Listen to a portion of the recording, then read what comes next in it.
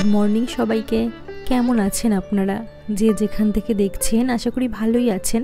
কে কোথা থেকে দেখছেন কমেন্টে কিন্তু লিখবেন। ইদানিং যা গরম পড়ছে তাতে করে সকাল সকাল বাবা বাজারে চলে যায় আর ঠাকুরের জন্য যা ফল মিষ্টি আনার থাকে সেগুলোই নিয়ে আসে। তো আজকে এনেছে আম্রপালি আম। এবারে আমের ফলনটা খুবই কম, হয়তো আর বেশি দিন ঠাকুরকে আম দিয়ে ভোগ দিতে পারবো না। এখন বাজে প্রায় 11:30। আমি চলে এসেছি ঠাকুর ঘরে আর আজকের ঠাকুর সেবাটা আমিই করব। এলে কি হবে, এলাম তো 11:30টায়, কিন্তু ঠাকুর ঘর থেকে বেরিয়েছি 1:30টায়। কেন জানেন? ছেলেকে ঘুম পাড়িয়ে রেখে ভাবলাম তাড়াতাড়ি স্নান করে ঠাকুরটা দিয়ে দিই। সে মাঝখানে উঠে গিয়েছিল, তাই তার কাছে আবার গিয়েছিলাম। তাকে ঘুম পাড়িয়ে রেখে পুনরায় ঠাকুর ঘরে এসে আবার ঠাকুর দিতে বসেছি। আসলে একদিনের কথা নয়, এমনটা মাঝে মধ্যেই হয়ে থাকে।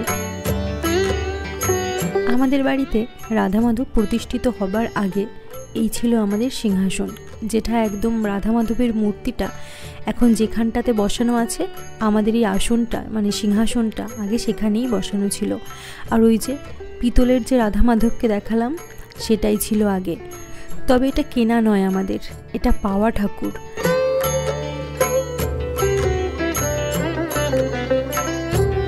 তবে যে ঠাকুরটা একদম প্রথম থেকেই ছিল সেটাও কিন্তু পাথরেরই ছিল। ছোট রাধা মাধবের মূর্তি একসঙ্গে করা ছিল, সেটা সিংহাসনের ওপরটাতে রাখা আছে, দেখাবো আপনাদের।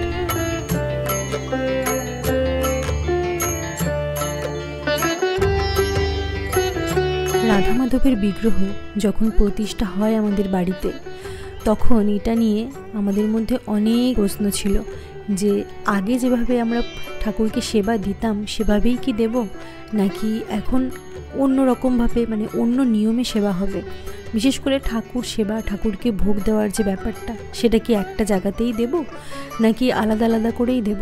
কিন্তু আমাদের গুরুদেবের আদেশ অনুযায়ী বা তার কথা মেনে আমরা এখন একটা জায়গাতেই ঠাকুরকে ভোগ দিয়ে থাকি।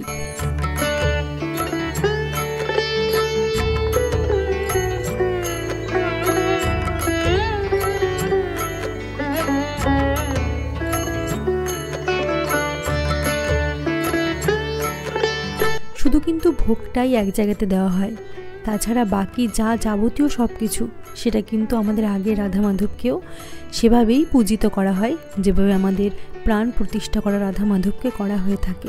আমার তো মাঝে মাঝে মনে হয় যেন একই সিংহাসনে সবাইকে যদি বসিয়ে রাখতে পারতাম সেটা হয়তো ভালো হতো। তবে এটাও ঠিক যে আগের সিংহাসনটাকে আমরা ঠাকুর ঘরেই রাখতে চাই, আর যেহেতু আগে রাধা মাধব সেখানেই ছিলেন তাই সেখানেই আমরা তাদেরকে রাখতে অনেক বেশি পছন্দ করি। হয়তো ওই জায়গাটাতেই রাধা মাধবকে দেখে আমরা অনেক বেশি স্বস্তি পাই।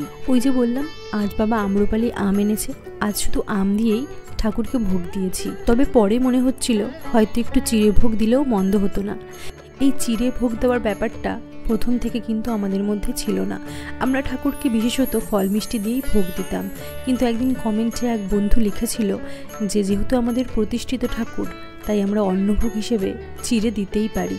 তারপর থেকেই আমাদের গুরুদেবের সঙ্গে কথা বলে হ্যাঁ প্রতিদিন হয়তো আমরা চিড়ে ভোগটা দিয়ে থাকি না, তবে বিশেষ বিশেষ দিন কিন্তু দিয়েই থাকি।